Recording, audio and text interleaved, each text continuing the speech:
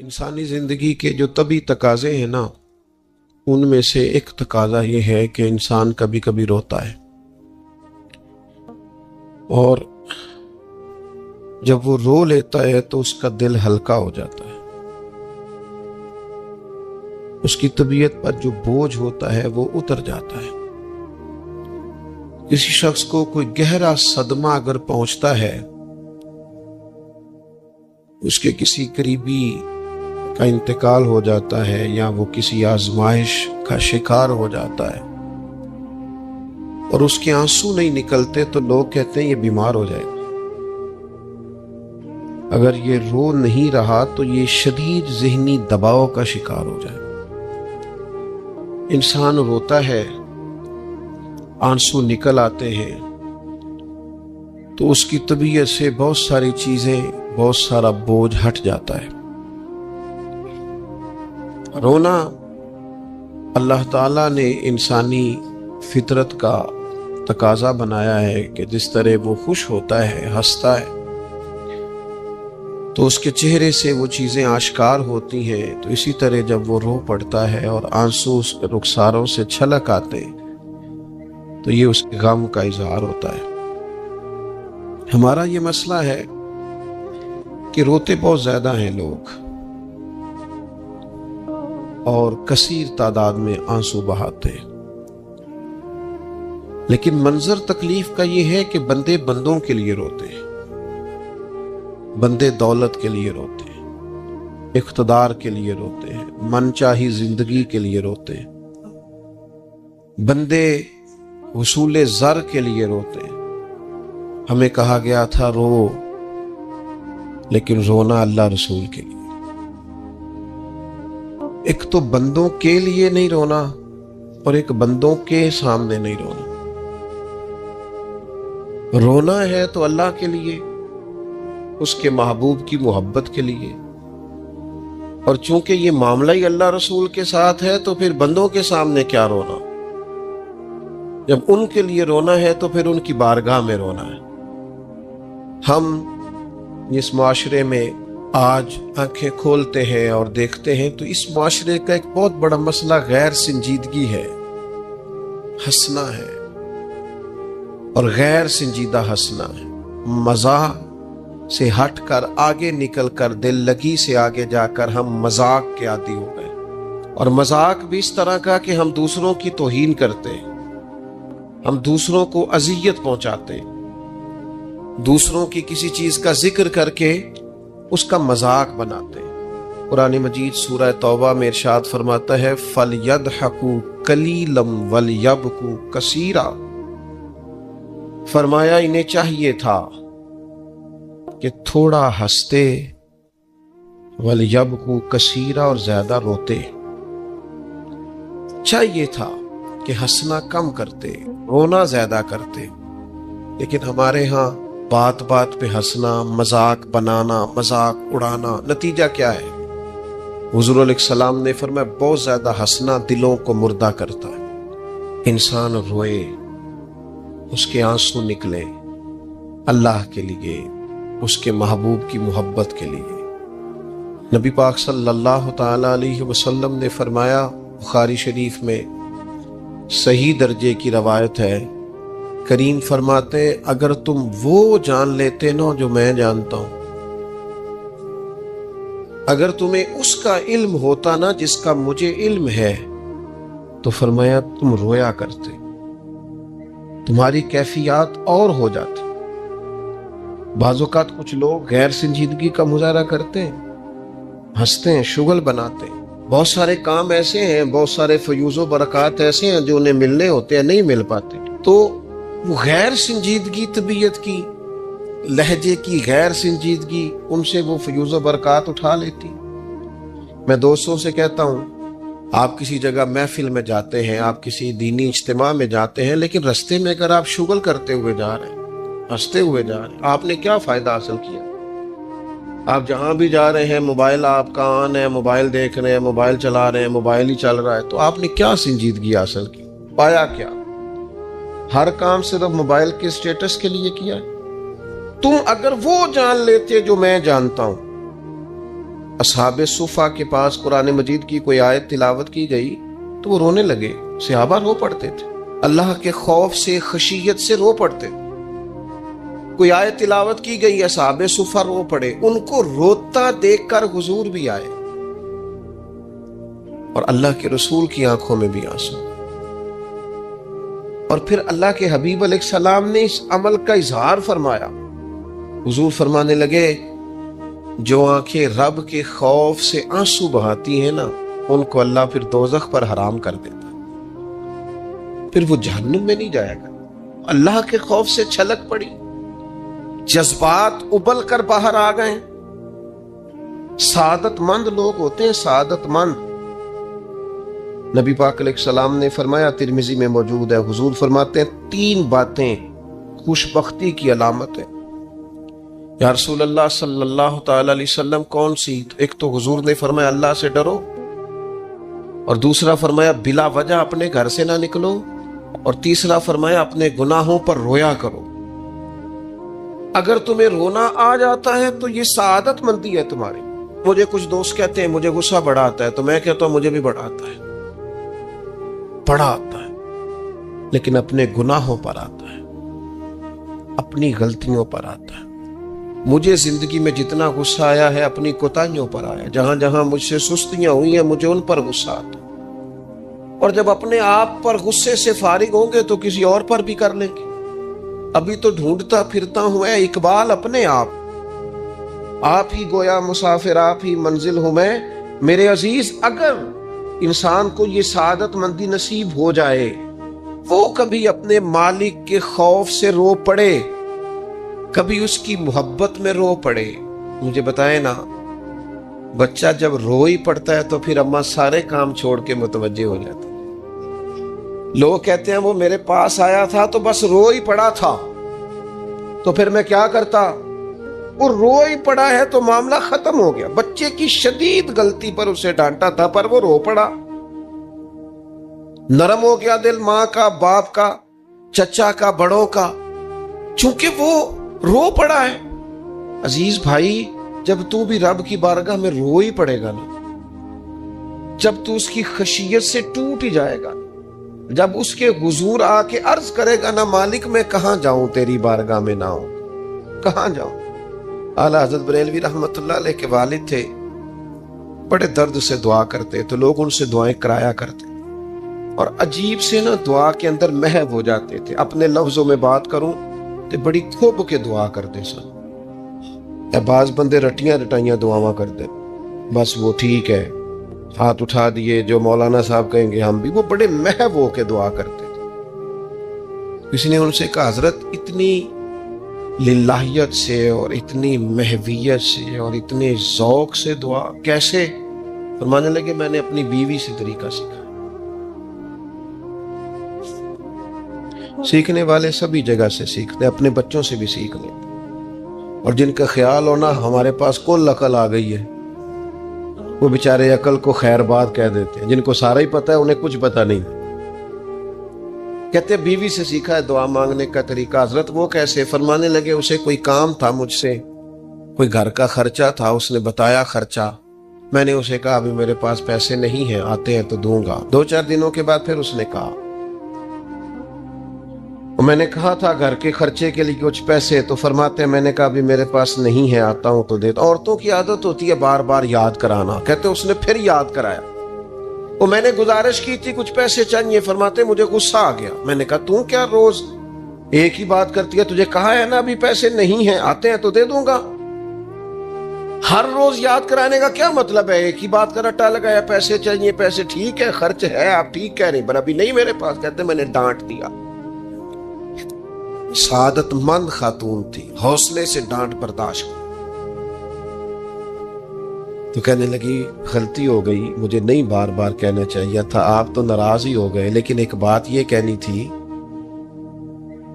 کہ آپ ہی میرے شوہر ہیں، میں آپ سے نہ کہوں تو پھر کس سے جا کے کہوں؟ آپ سے ہی کہنا ہے نا، میرے آپ ہے نا میرے سر کے تاج، تو کس سے اور کہوں؟ میں اور کسی سے کہوں؟ شیخ فرماتے ہیں میرے ہاتھ میں کچھ چیز تھی، ہاتھ کانپا، وہ چیز گری، چھم چھم میرے آنسو ٹپکے۔ छम छम मैं रो पड़ा। तो खातून कहने लगी आप क्यों रोए, क्या हुआ?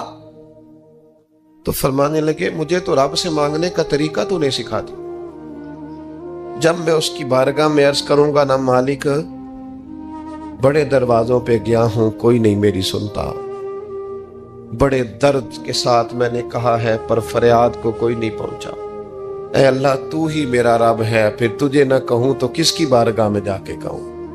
मैं बीमार हूं और शिफाओं के लिए तरस गया, मैं मकरूज हूं और जान छुड़ाने के लिए तरस गया, मैं कमजोर हूं और सआदत पाने को तरस गया, मैं बेकैफ हूं और सजदों की लज्जत के लिए बेचैन हो गया हूं, मैं बेकैफ हूं और चाहता हूं मेरा कुरान पाक की तिलावत से दिल लगे, पर मालिक जब तौफीक तू देने वाला है तो फिर तुझसे ना कहूं तो मैं किससे जाके कहूं। नबी पाक सल्लल्लाहु ताला अलैहि वसल्लम ने फरमाया दो आंखें दोज़ख में नहीं जाएंगी। या रसूलुल्लाह सल्लल्लाहु अलैहि वसल्लम इतना करम, वो दो आंखें कौन सी हैं? फरमाया एक वो जो अल्लाह की राह में रात जागती रही, किसी सरहद पर पहरा दिया, कोई ड्यूटी की, कोई खिदमत की राह खुदा में, जो आंखें बेदार रही राह खुदा में, दोज़ख में नहीं जाएंगी। और दूसरा फरमाया जो रब की याद में रो पड़ी, जिससे खशियत आई, जो डर गया पर डरा अल्लाह के, आंसू फार सेल ना हो, कोई अदाकारी का माहौल ना बनाए, वो इस तरह ना हो रो रो के दुआ, रिक्कत अंगेज दुआ और फलां क्या बात, फलां के बड़ा रुलाया और फलां में बड़ा दर्द था और फलां के आंसू निकल आए और पीर साहब किबला रो ही पड़े। फार सेल ना हो चीजें, अदाकारी ना हो, उसकी तबीयत पर पूरा असर हो। और जब खशियत के साथ वजूद कांपता है, वो किसी ने कहा था कि आंसू कुर्बत का सबब होते हैं।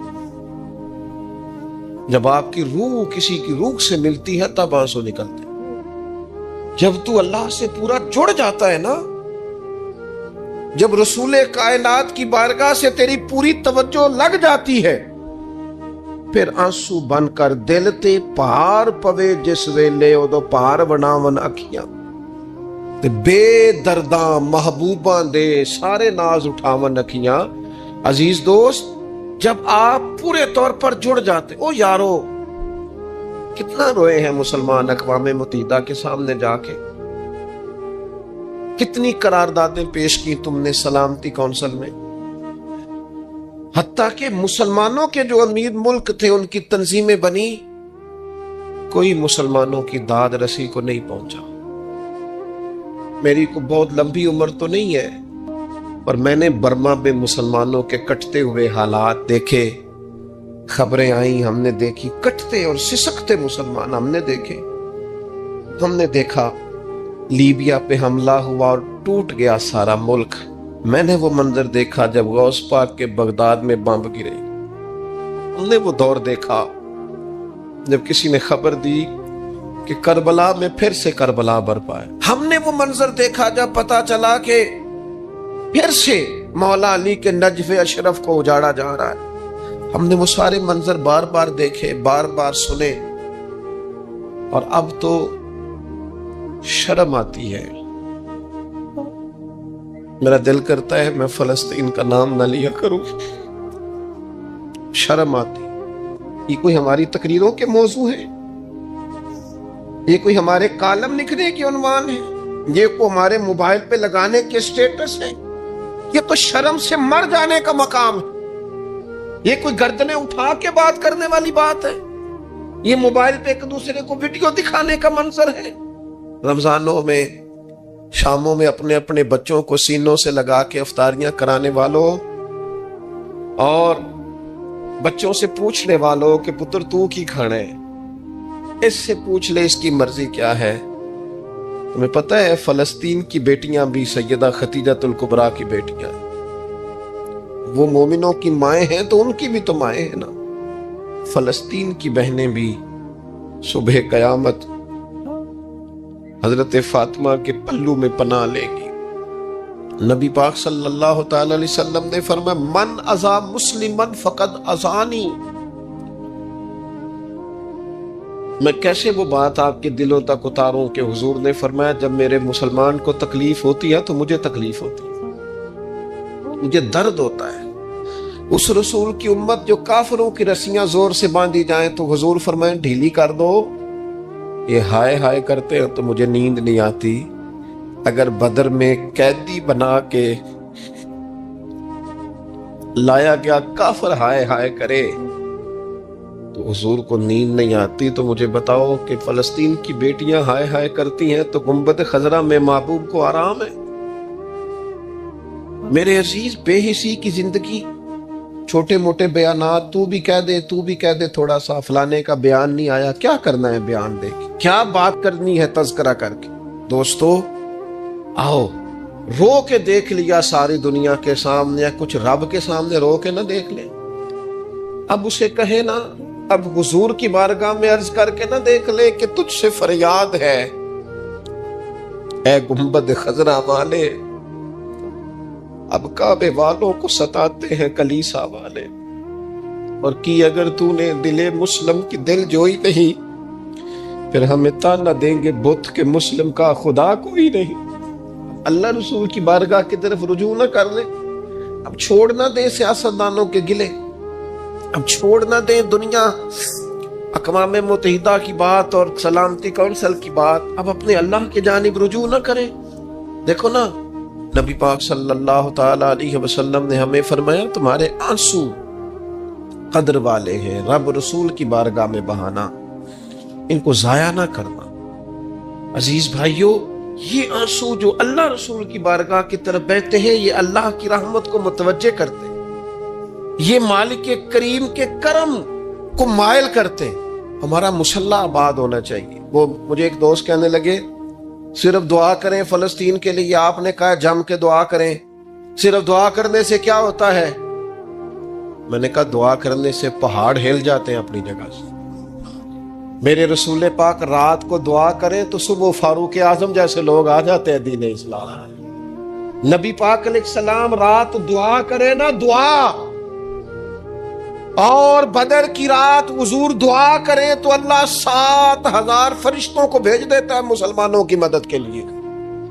صحابہ فرماتے ہیں میدان بدر میں ہم کسی کو قتل کرنا چاہتے تھے لیکن اس کی گردن پہلے سے کٹ کے گر جاتی تھی، فرشتے آئے ہوئے تھے۔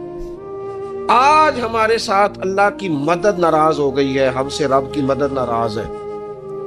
ہماری مجموعی غلطیاں، قومی کوتاہیاں، بددیانتیاں، رشوت خوریاں، ہمارے جھوٹ، ہماری بد اخلاقیاں، مجموعی طور پر سوسائٹی کی مادہ پرستی، اخلاقی رویوں کی گراوٹ، لوٹنا، اپنا حصہ وصول کرنا، جگہ جگہ پہ کمیشن مقرر کرنے، ہر شخص کا ذات کے لیے سوچنا، اللہ کی مدد پھر روٹ جایا کرتی ہے، ناراض ہو جایا کرتی ہے۔ سب سے ضروری کام یہ ہے، سب سے ضروری کام کہ اللہ کی مدد شامل ہو۔ سب سے، ایک صحابی تھے، ایک جگہ انہیں شہید کیا جا رہا تھا، تو کافر چاہتے تھے کہ ہم ان کی لاش کو معاذ اللہ ثم معاذ اللہ بے حرمتی کریں۔ انہوں نے عرض کی مالک تو میرا مددگار ہے، اس بیابان جنگل میں میری مدد کرنا۔ شہد کی مکھیاں آ گئیں، ان کے پورے وجود کو چھپا لیا، کوئی چیز قریب آئی نہیں، اور لوگ کہتے ہیں مکھی اٹھ کے بیٹھے تو زخمی کر دیتی ہے، لیکن وہ اٹھ کے گئیں تو وجود پہلے سے زیادہ تر و تازہ تھا۔ اللہ نے محفوظ کر لیا وجود ان لوگوں کا، اللہ نے حفاظت فرمائی، اللہ کی مدد شامل تھی، اللہ کی مدد۔ ایٹم بم تم نے بنا لیے، ہتھیار تم نے سجا لیے، دولتیں تم نے جمع کر لی، بڑے بڑے تم نے ادارے قائم کیے، اب ایک کوشش اور بھی کرو، رب رسول کی بارگاہ میں رو تاکہ تمہیں اللہ کی مدد بھی ملے، تمہارے اندر حوصلہ بھی پیدا ہو، تمہارے اندر شعور بھی بلند ہو، اپنی ذات سے اٹھ کر سوچنے کی تمہیں طاقت بھی میسر آئے۔ میرے عزیز، اگر اس کی بارگاہ میں رونا آ جائے نا، اس کی بارگاہ، اسے منانا آ جائے، تو پھر تو کیفیات ہی کچھ اور ہو جاتی ہیں۔ کتنا کو روئیں بھلا؟ حضور فرماتے ہیں بہت لمبا تم نہ بھی نہ رونا، اگر مکھی کے یا مچھر کے پر کے برابر بھی تمہارے آنسو نکل گئے نا، میں اب اس سے زیادہ کیا آپ کی بارگاہ میں بات ہوں۔ حضور فرماتے ایک مکھی اور مچھر کے پر کے برابر بھی تیری آنکھ سے آنسو نکل آیا، شرط یہ ہے نکلے ریاکاری کے لیے نہیں، نکلے اللہ کی رضا کے لیے، اس کی خشیت میں نکلے۔ فرمایا اگر مکھی کے پر کے برابر بھی تو رو پڑا تو اللہ تعالیٰ تیرے لیے دوزخ سے آزادی لکھ دے گا۔ اور نبی پاک صلی اللہ تعالی علیہ وسلم نے بیان فرمایا ہے، حضور فرماتے جو اللہ کے خوف سے رو پڑے نا، جس طرح بھینس بکری گائے کے تھنوں سے نکلا ہوا دودھ دوبارہ تھنوں میں نہیں نہ جاتا، اسی طرح جو رب کی یاد میں رو پڑے وہ دوزخ میں نہیں جاتا۔ یہ مثال دیکھیں کیسی دی حضور نے سمجھانے کی۔ اگر کبھی رونا آئے اس کے لیے تنہائی کا انتخاب کریں، مجموع میں نہیں۔ ایک بندے کو حضرت عمر نے مجمع میں روتا دیکھا تو فرمایا یہ کام تو اکیلے میں کرتا، تیرے لیے برکت والا ہوتا، تیرے آنسو نکلے، تیرے رخساروں پہ بہیں۔ اور شیر خدا تو شیر ہے نا، حضرت مولا علی شیر خدا فرماتے اگر تیری آنکھوں سے کبھی آنسو نکلے نا اللہ کی یاد میں، حضور کی محبت میں، تو فرمایا ان آنسوؤں کو پوچھنا نا، ان کو چہرے سے صاف نہ کرنا، یہ تو آنسو اس قابل ہیں کہ تیرے رخساروں پہ رہیں، یہ تو روشنی ہے تیرے چہرے کی، ان کو پوچھنا نا۔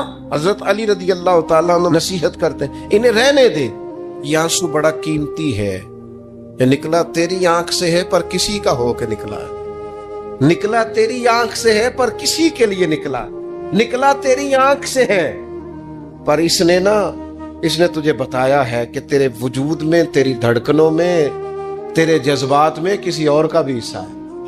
یہ رب رسول کی رضا کے لیے چھلکا ہے۔ وہ حضرت شیخ سعدی رحمت اللہ تعالی علیہ آپ مہمان نواز بڑے تھے حضرت سعدی۔ کچھ لوگ نا بڑے مہمان، سارا دن یہی سوچتے رہتے ہیں کسی کو کھلانا کیسے، دنیا آوے کھا کھا جاوے تے راضی ہووے بلا۔ تو حضرت سعدی مہمان نواز بڑے تھے تو قرضہ چڑھ گیا، قرضہ صرف مہمانوں کو کھانا کھلانے کا ہی تھا۔ تو ایک دن سارے ہی قرض کھا کے بیٹھ کے کہنے لگا بابا پیسے دیں گے تو جائیں گے، پیسے رکھ، سب جھگڑا کر رہے ہیں۔ حضرت سعدی کہتے ہیں وہ مطالبہ کر رہے ہیں پیسے دو اور مجھے ٹینشن ہے، ان کو کھلایا پلایا کچھ نہیں۔ تھوڑی دیر گزری تو ایک بچہ آ گیا کچھ بیچتا بیچتا، اس نے آ کے کہا نوجوان نے کہ جناب میں مجمع دیکھتے ہیں تو بعض لوگ بیچنے والے آ جاتے ہیں، اس نے وہ چیز بیچنے کے لیے سامنے کی تو کہنے لگا لینی ہے، تو حضرت فرمانے لگے میرے مہمانوں کو دے دو کھا لیں۔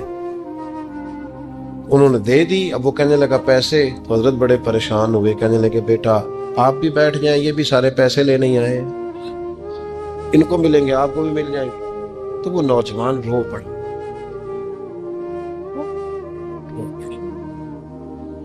کہنے لگا حضرت صاحب میں تو یتیم ہوں، بہنیں اور ماں انتظار کر رہی۔ حضرت بڑے پریشان ہوئے، یہ کیا ہو گیا؟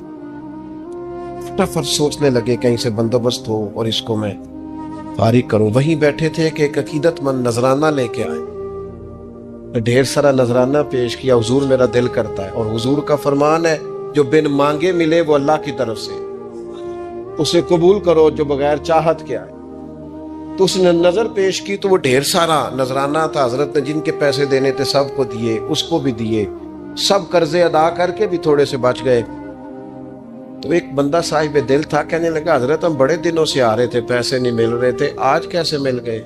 فرمانے لگے تم میں کوئی رونے والا کوئی نہیں تھا، ایک بھی رونے والا ہو تو باقیوں کا کام بھی اس کی بارگاہ سے وہ کیوں نہیں مانگتے کہ جو ایک قطرہ ملے تو دنیا اور آخرت کے سارے کام ہو جائیں، اس سے اس کی رحمت کا سوال کرے، اس سے اس کے کرم کا سوال کرے۔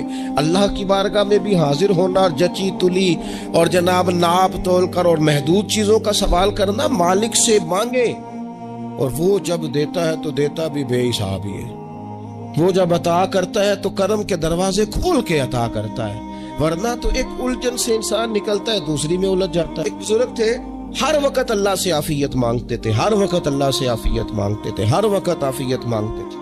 لوگوں نے پوچھا، لوگ ان کو صالح جانتے تھے، نیک سمجھتے تھے، کہ حضور آپ اور کوئی دعا مانگتے نہیں، عافیت ہی مانگتے ہیں۔ فرمانے لگے میں مانگا کرتا تھا شروع میں، بعد میں خیال آیا ہے اور بھی دعائیں مانگا کرتا تھا، یہ احساس بعد میں نصیب ہوا۔ فرماتے میں مزدوری کرتا تھا، مال برداری کرتا تھا، ایک جگہ پہ ڈیوٹی کر رہا تھا تو تھک گیا، اور وہ جو کام لینے والے لوگ تھے ان کے رویہ بھی بڑا ترس تھا، تکلیف ہوئی، تو میں نے اپنے مالک کی بارگاہ میں عرض کی مالک اگر 2 روٹی بغیر مجھے مشقت کے مل جائے دن میں تو تیری بارگاہ تو بڑی کریم ہے.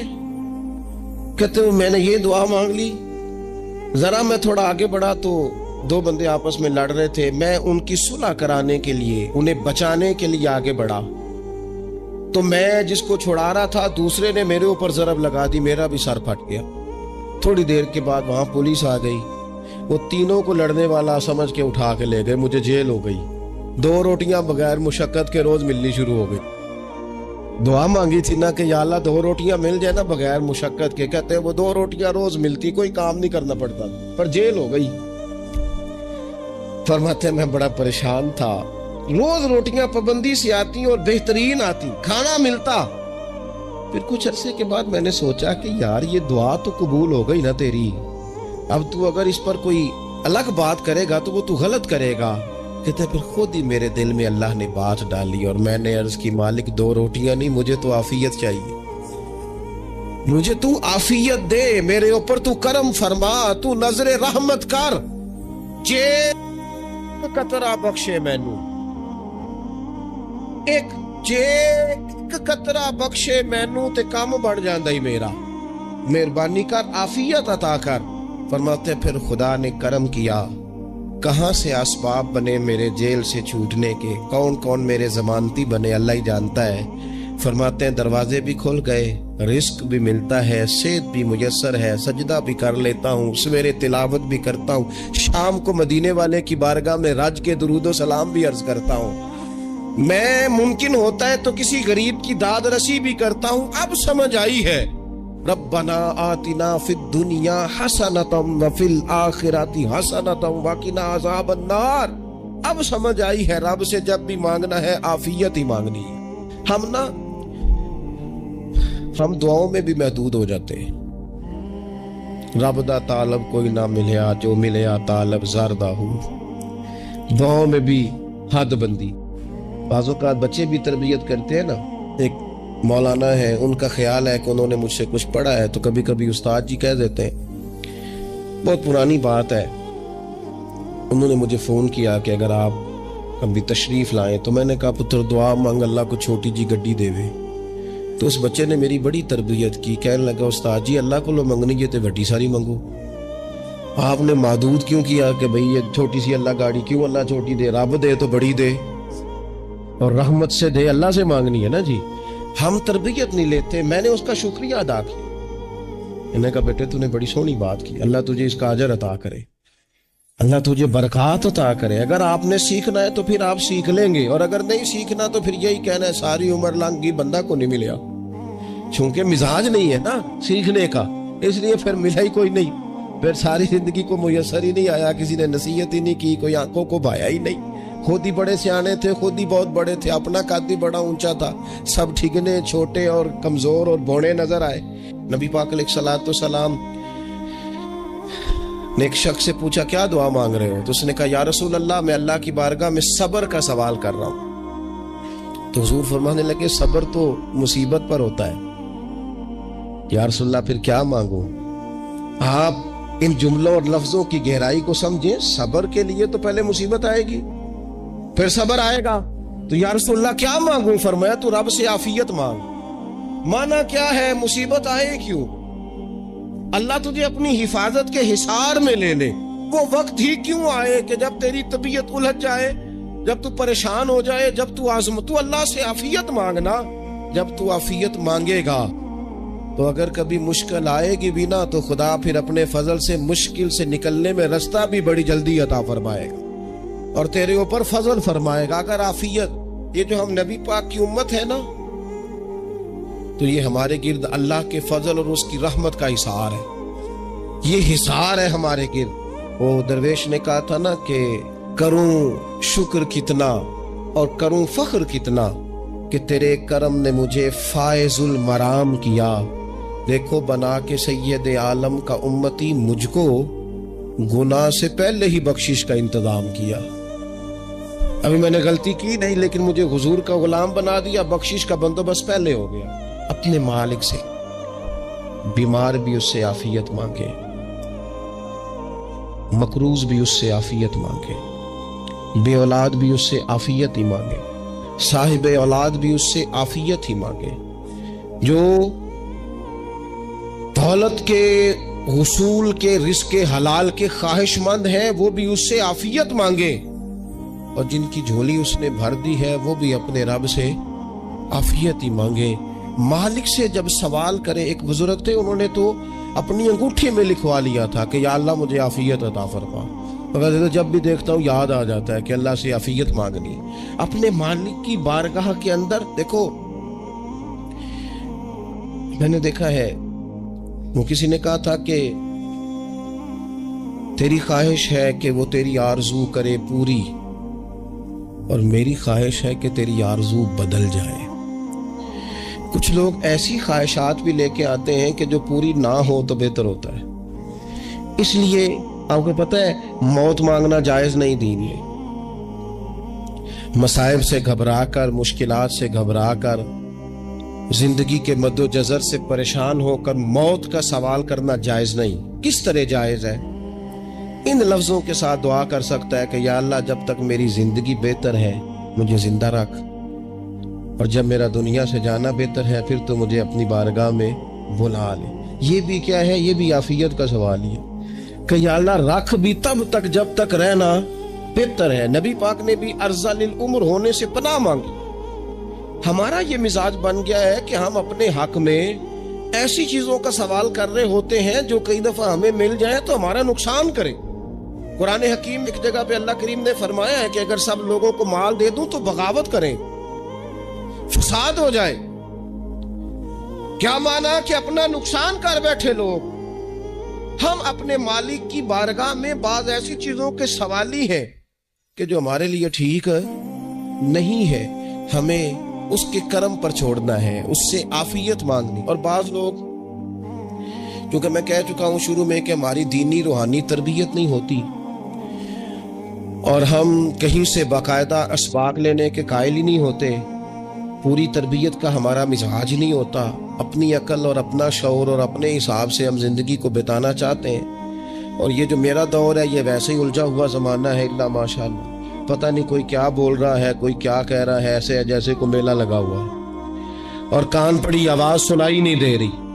جس کی دکان پر کوئی گاہک نہیں وہ بھی کہہ رہا ہے لائنیں بنا لو۔ ایسا الجھا ماحول ہے اور ایسی آزمائش ہے کہ لوگ بیچارے پریشان ہیں۔ دیکھیں جب تربیت کے ساتھ انسان آگے بڑھتا ہے نا، ہمارے پاس مقتدا ہے اللہ رسول کا کلام، ہمارا پیشوا ہے رب رسول کا فرمان۔ جب ہم کتاب و سنت کی روشنی میں آگے بڑھتے ہیں تو پھر ہمارے لیے منزل آسان بھی ہوتی اور قریب بھی ہوتی، پھر ہمارے لیے آگے کی طرف سفر کرنا، آگے بڑھ جانا یہ آسان ہوتا ہے۔ حضرت عباس بن عبد المطلب رضی اللہ تعالیٰ عنہ نبی پاک علیہ السلام کے پیارے چچا جان ہیں، عرض گزار ہیں، یا رسول اللہ صلی اللہ علیہ وسلم مجھے بتائیے میں اپنے رب سے مانگوں تو کیا مانگوں؟ تو حضور نے فرمایا رب سے عافیت مانگو۔ کہتے میں کچھ دن رکا، کچھ دنوں کے بعد پھر حاضر بارگاہ ہوا اور عرض کی یا رسول اللہ صلی اللہ تعالیٰ علیہ وسلم مجھے بتائیے میں اپنے مالک سے مانگوں تو کیا مانگوں؟ حضور نے پھر فرمایا اللہ سے مانگنا تو عافیت مانگنا۔ بزرگ فرماتے ہیں یہ عافیت کیا ہے؟ عافیت یہ ہے کہ یا اللہ ظاہری پریشانیاں، باطنی پریشانیاں، اے اللہ ظاہر کے میل کچیل بھی دور ہو جائیں، باطن کے بھی دور ہو جائیں، اے اللہ ہر معاملے میں، ہر آزمائش میں، ہر دکھ میں ہمیں تیری پناہ نصیب ہو جائے۔ یہ عافیت ہے۔ اور صوفیہ کرام فرماتے ہیں عافیت سے بڑی نعمت کوئی نہیں اگر کسی کو میسر آئے تو، عافیت سے بڑا حسن کوئی نہیں اگر کسی شخص کو یہ نصیب ہو جائے۔ اور ایک اللہ والے نے تو ایک اور بڑا خوبصورت ترجمہ یہاں کیا ہے، وہ کہتے ہیں عافیت کا مطلب ہے دل کا قرار، عافیت کا مطلب ہے باطن کا سکون، عافیت کا مطلب ہے انسان کے مزاج کا حوصلہ، ٹھنڈک، بردباری۔ جس بندے کو عافیت نصیب ہو جاتی ہے گویا اللہ اسے سکون کی دولت عطا فرما دیتا ہے، تھوڑے پیسوں میں بھی سکون، بغیر شہرت کے بھی سکون، کوئی بات مان لے تب بھی سکون، کوئی دھتکار دے پھر بھی سکون، لوگوں کی گڈ بک میں ہو پھر بھی سکون۔ اور اگر لوگ سارے مخالفت میں آ جائیں تو چونکہ اللہ نے عافیت دی ہے پھر بھی سکون، اللہ تعالیٰ نے ان لوگوں کو قرار کی دولت، اللہ سے عافیت مانگی جائے، اس میں دنیا کی بھی بھلائی شامل ہے، آخرت کی بھی بھلائی شامل۔ نبی اکرم صلی اللہ تعالیٰ علیہ وسلم توجہ دلاتے کہ اللہ سے تم عافیت مانگو، ہمارا نہ جی، کیونکہ سب سے بڑا مسئلہ روحانی تربیت کا ہے۔ ہمارے ہاں باتیں ڈھیر سارے لوگوں کو آتی ہیں اور بہت زیادہ آتی ہیں، منصوبہ بندی کرنا، پلاننگ کرنا، اپنے معاملات کو خود سے کیسے لے کے چلنا ہے، کیسے ٹھیک کرنا ہے، اپنے حق میں دنیا کو کس طرح قائل کرنا ہے، یہ ڈھیر سارے لوگوں کو آتا ہے، اور اپنے حق میں دلائل کس طرح قائم کرنے ہیں، اس میں بہت سارے لوگ خود کفیل ہوتے ہیں، انہیں کسی سے مشاورت کی بھی ضرورت نہیں ہوتی۔ لیکن اللہ کی بارگاہ سے اپنا رشتہ کیسے جوڑنا ہے، مالک سے کرم کا سوالی کس طرح کر کے ہونا ہے، اللہ سے عافیت کا سوال کیسے کرنا ہے، یہ چونکہ روحانی تربیت میں ہمارا مزاج نہیں ہوتا، لہذا ہم اس طرف جاتے نہیں، ہم وہ اپنی مرضی کی چیزیں، یعنی وظیفہ پوچھ کے گئے ایک صاحب، کچھ عرصے کے بعد آئے ہیں تو آ کے کہتے ہیں مولانا صاحب، پیر صاحب یا قاری صاحب یا فلاں صاحب، کسی سے بھی پوچھ کے گئے، کس چیز کو نیک آدمی جانا، پھر لوٹ کر آ کے کہتے ہیں کہ آپ نے وظیفہ بتایا تھا پر کام کوئی نہیں ہوا۔ تو میں تو صاف کہتا ہوں اور کھلے دل سے کہتا ہوں کہ بھئی وظیفہ آپ کو بتایا تھا کہ اللہ کی رحمت متوجہ ہوگی، خدا کی رحمت کو آواز دینے کے لیے وظیفہ دیا تھا، کوئی بھی وظیفہ رب کو مجبور تو نہیں نہ کر سکتا باز۔ اور وظائف کس لیے پڑھے جاتے ہیں کہ جلدی سے معاملات ٹھیک ہو جائیں، میرے حق میں چیزیں بہتر ہو جائیں، تو اللہ کی رضا کے لیے پڑھے جاتے۔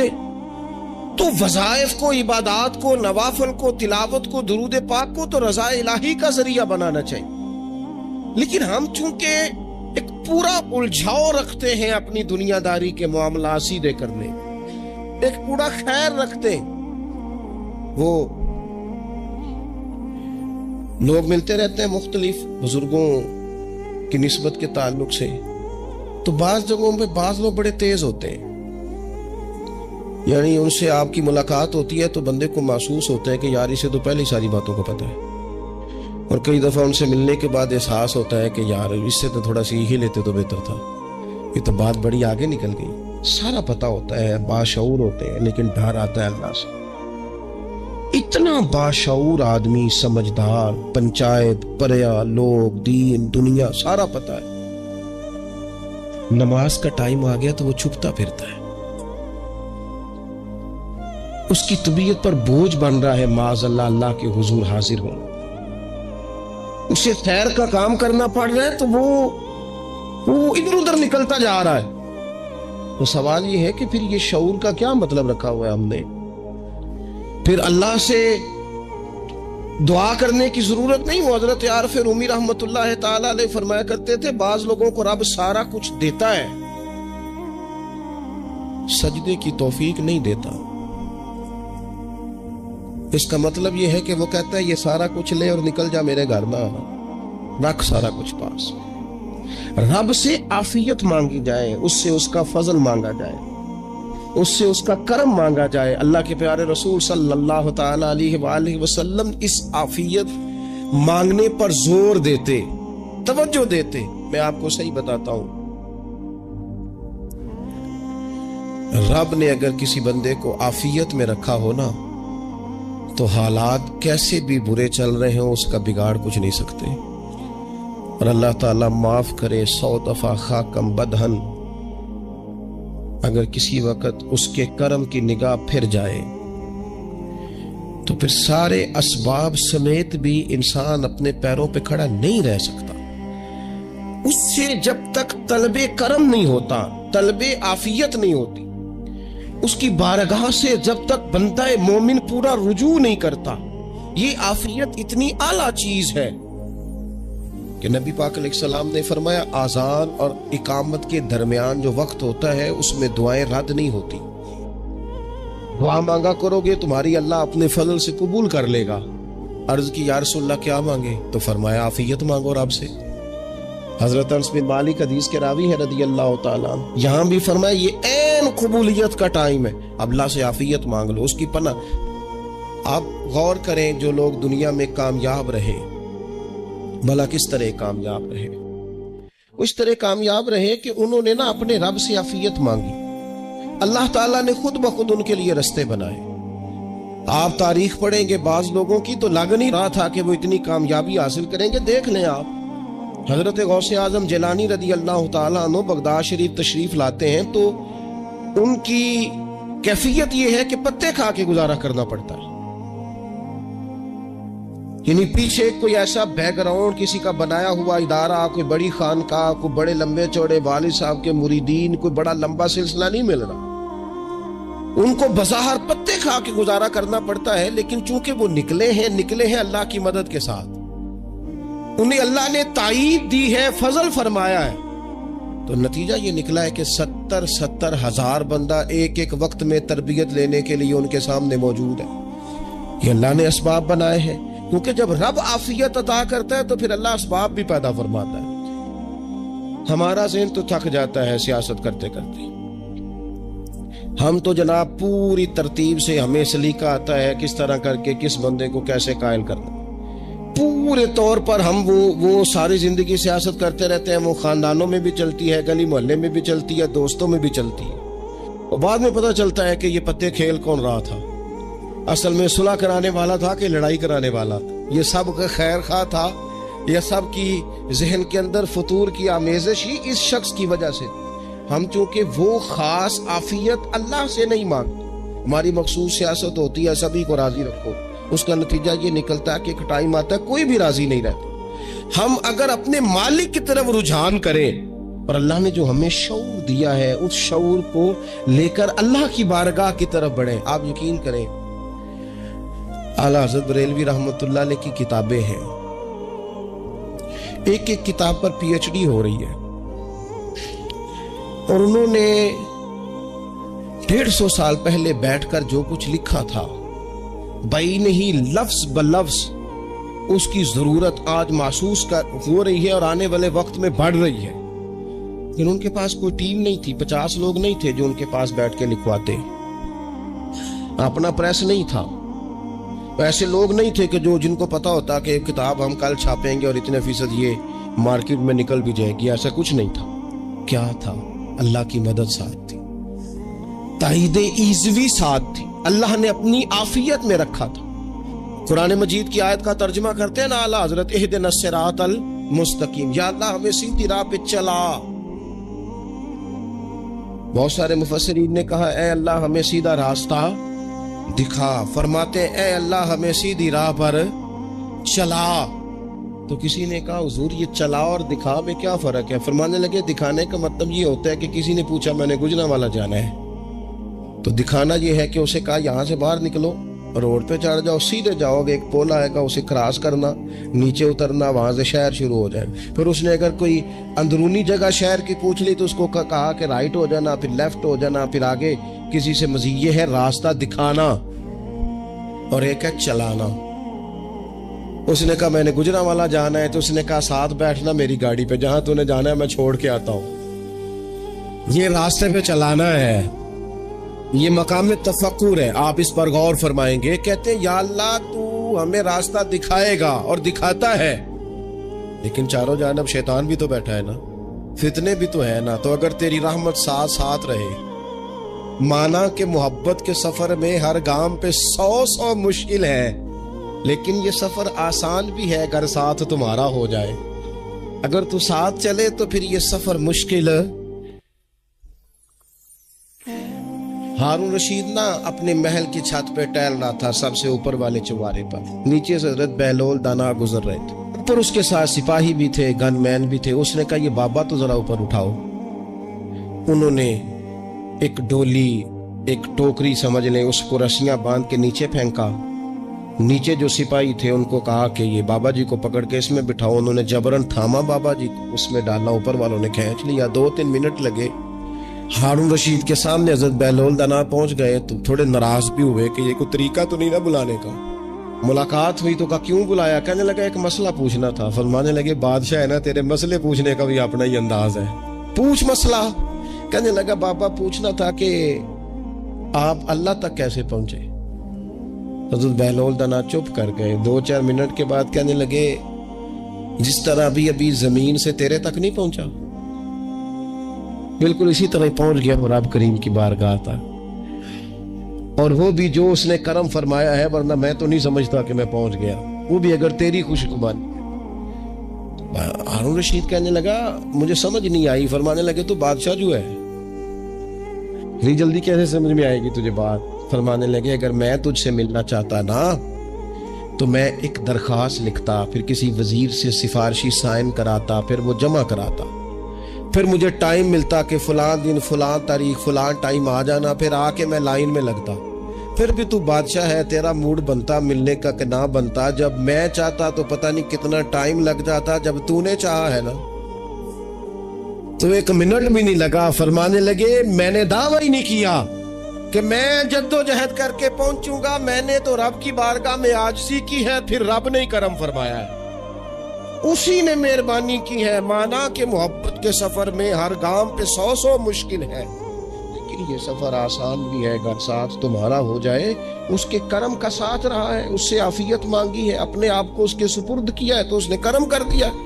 جب تک یہ مزاج نہیں ہم بناتے کہ مالک سے عافیت کا سوال کریں، اپنے آپ کو اپنے رب کے حوالے کر دیں، اس کی رحمتوں کے سپرد کر دیں، اتنی دیر تک زندگی میں ٹھہراؤ نہیں آتا، قرار نہیں آتا۔ مشکات میں موجود ہے، اللہ کے پیارے رسول صلی اللہ تعالی علیہ وسلم تیمارداری کے لیے گئے تو صحابہ کرام فرماتے ہیں وہ بندہ نا اتنا پتلا نحیف اور لاغر ہو گیا تھا جس طرح چڑیا کا بچہ ہوتا ہے، کمزوری ضعف طاری تھا۔ تو محبوب کریم نے اسے دیکھا تو بڑے کریمانہ انداز میں کریم فرمانے لگے تو کوئی دعا نہیں مانگتا، تو عافیت نہیں مانگتا اللہ سے؟ عرض کی یا رسول اللہ صلی اللہ تعالی علیہ وسلم، میں نے اپنے رب کی بارگاہ میں عرض کی ہے مالک قیامت کا عذاب بڑا سخت ہے، میں نہیں برداشت کر سکتا، تو نے اگر مجھے کوئی سزا دینی ہے تو یہی دے لے، قیامت کو نہ دینا۔ تو کہتے محبوب فرمانے لگے سبحان اللہ، او خدا کے بندے تو رب کی سزا دنیا میں بھی نہیں سہ سکتا، اللہ سے یہ بھی سوال نہ کر، تو رب سے کہہ ربنا آتنا فی الدنیا حسنۃ وفی الآخرۃ حسنۃ وقنا عذاب النار۔ تو رب سے دنیا میں بھی حسنہ مانگ، بھلائی مانگ، تو آخرت کے لیے بھی بھلائی مانگ، تو اس سے عافیت کا سوال کر۔ تو نے یہ سوال کیوں کیا؟ عرض کی یا رسول اللہ کرم ہو گیا ہے، مجھے سمجھ آ گئی، اب میں اسی طرح ہی کروں گا۔ عزیز دوستو، ہم کہاں سہ سکتے؟ ہم دنیا میں رب کی سزا ہم نہیں سہ سکتے، ہم کمزور ہیں تو گرمی نہیں سہ سکتے، شدید سردی نہیں سہ سکتے، شدت کی بھوک لوگ نہیں سہ سکتے، کوئی آزمائش نہیں سہ سکتے۔ وہ جو لوگ بعض اوقات کہہ دیتے ہیں نا جی فلاں چیز ہمارے اعمال کا نتیجہ ہے، تو میں کیا کرتا ہوں نہ کو یار، ہم تو یہ بھی نہیں سہ سکتے، ہم کہاں برداشت کر سکتے، ہمیں تو وہ معاف ہی فرمائے، ہم حساب والے ہیں ہی نہیں، ہم تو صرف معافی والے ہیں۔ ہم سے نہ حساب پوچھے، اس نے حساب پوچھا تو پھر تو بڑی مشکل ہو جائے گی، اگر اس نے حساب پوچھا تو بڑی رسوائی ہو جائے گی، اگر حساب پوچھا تو مشکلات سامنے دکھائی دینے لگ جائیں گی۔ ہم سے تو وہ درگزر والا معاملہ کرے، ہم سے تو وہ کہے جا میں نے محبوب کے صدقے تجھے معاف کیا، جا تیرے لیے رحمت اور بخشش والا فیصلہ کیا۔ وہ کوئی سبب اس کی رحمت کسی سبب کو دیکھ لے اور درگزر کر لے۔ تو آج کی پوری گفتگو میں آج آپ کو بڑی ذمہ داری سے یہ گزارش کر رہا ہوں، اللہ سے عافیت مانگے، ہر وقت عافیت مانگے۔ میری سالوں سے روٹین ہے، میں دعا مانگتا ہوں اللہم انا نسألک العفو والعافیت فی الدین والدنیا والآخرہ، اور یہ خاموش تبلیغ ہوتی رہی، میں مانگتا رہا، کئی بچوں کو ویسے یاد ہو گئی، اس کو یاد کر لیں، اللہ سے عافیت مانگے، دین میں، دنیا میں، آخرت میں، اس کو اپنا مزاج بنائے۔ اللہ تبارک و تعالی ہم سب کو عافیت نصیب فرمائے۔ آخر دعوانا